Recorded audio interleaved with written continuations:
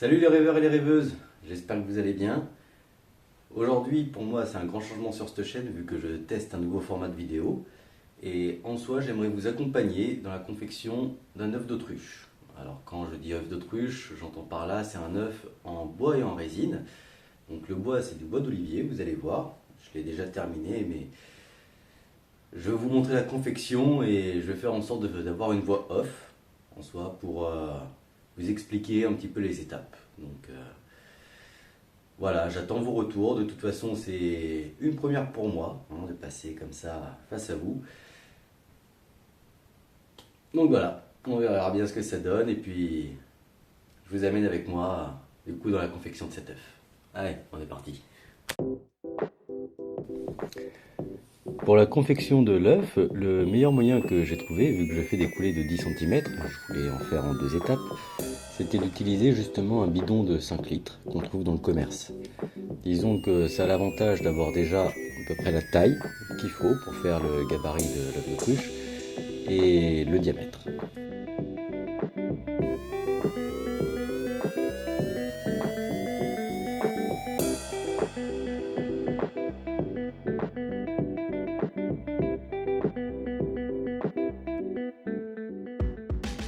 Je vous partage le débulage parce que pour moi c'est une partie qui est assez satisfaisante quand on travaille la résine, de voir justement toutes ces bulles sortir. Et ensuite je coule du coup la première partie, donc voilà, je galère un petit peu à l'insérer cette sculpture mais j'y arrive. Et du coup ensuite je vais attendre 36 heures avant de faire la deuxième coulée. Une fois que la deuxième coulée sera faite, là, je vais attendre que la résine durcisse environ 96 heures, histoire vraiment d'avoir quelque chose de dur et qui soit plus facile à tourner.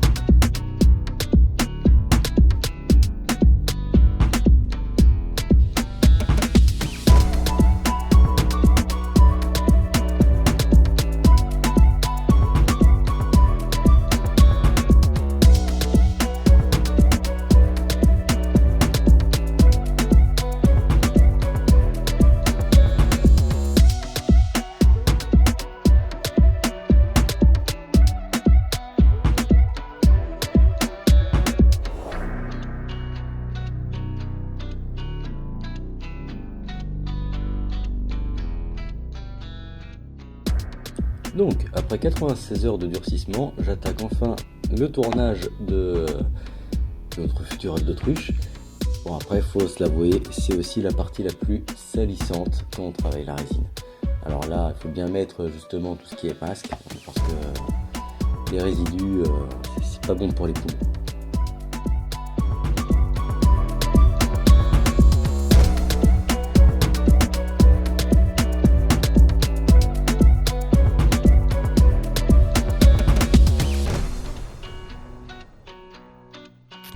Une fois la forme globale terminée, du coup j'attaque le ponçage. Je commence au grain 80, histoire de vraiment bien enlever toutes les traces et les résidus, les petits éclats qu'il puisse y avoir.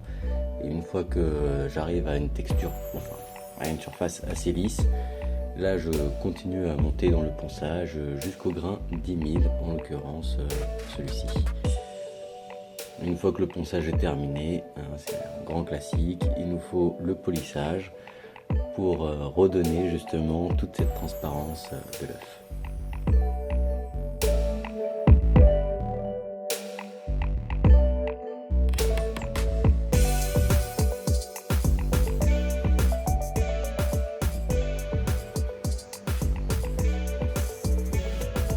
On ne fait plus qu'à poncer le haut, le bas. On va faire une belle finition. Nous avons l'œuf de tourner. Ça y est.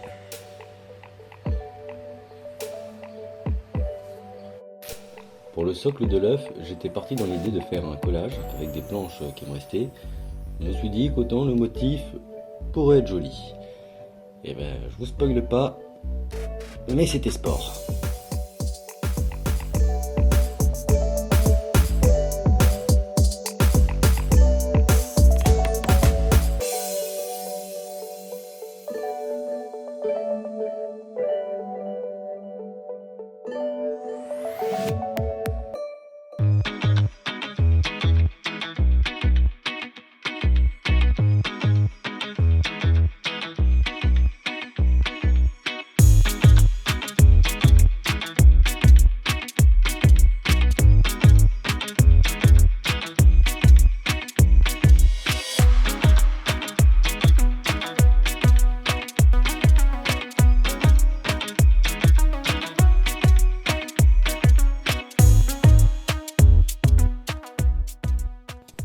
Disons que mon tour ne faisait que vibrer et les vibrations sur des pièces collées, ça fait pas bon ménage.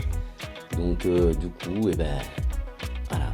Hélas, la pièce s'est découpée, mais là encore, enfin, elle s'est pas découpée, elle s'est détachée, mais là encore, dans ma tête, j'ai persisté et je me suis dit, bon, c'est pas grave, vas-y, recolle, on va voir ce que ça donne après tout. Tu l'as commencé, termine-le.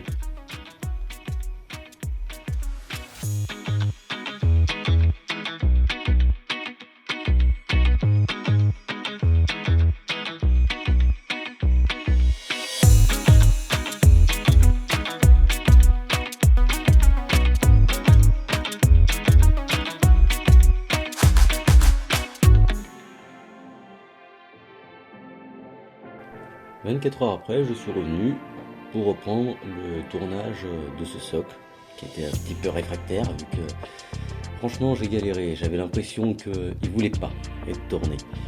Mais c'est pas grave, hein, j'ai entendu un vieux dicton qui dit la persévérance c'est une qualité même quand on est con. J'ai continué, voilà. Et du coup, par la suite, j'ai fait la forme globale.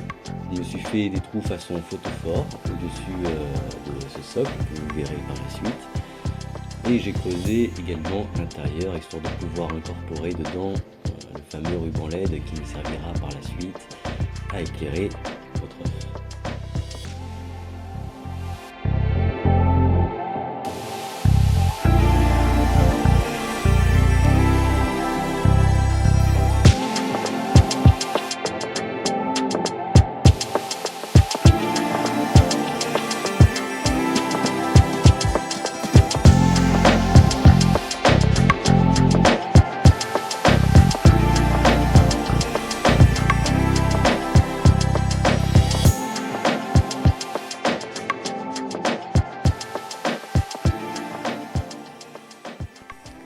Quand j'ai terminé le socle et que j'ai posé l'œuf dessus, c'est là où j'ai réellement eu le déclic, même si je m'en doutais. Non, les deux ne vont pas ensemble. Je sais même pas pourquoi j'y ai pas pensé avant. J'ai du bois d'olivier, dedans il y a du bois d'olivier. Donc voilà, on refait un socle, mais cette fois-ci dans une malte d'olivier et ça sera nettement plus beau. Donc après je suis reparti exactement dans le même principe, mais avant de le tourner, il fallait que je règle un problème, mon problème de tour qui faisait que de bouger. Donc avant le tournage, on sangle tout.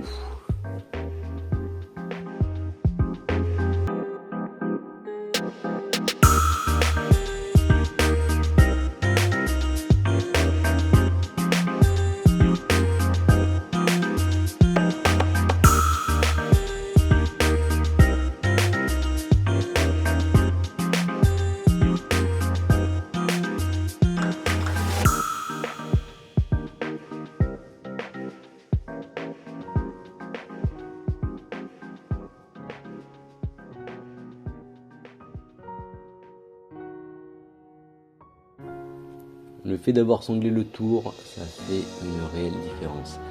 Et je m'en veux quelque part de ne pas m'en être rendu compte avant, parce qu'autant mon premier socle, il aurait eu un meilleur rendu. Enfin, c'est pas grave. De toute façon, le pain avec l'olivier, ça n'allait pas. Là, je suis très content d'avoir utilisé du coup une malte pour faire le socle. Donc je suis parti dans la même idée que le premier. J'ai fait des trous photophores au-dessus. J'ai recreusé l'intérieur histoire d'incorporer le ruban LED.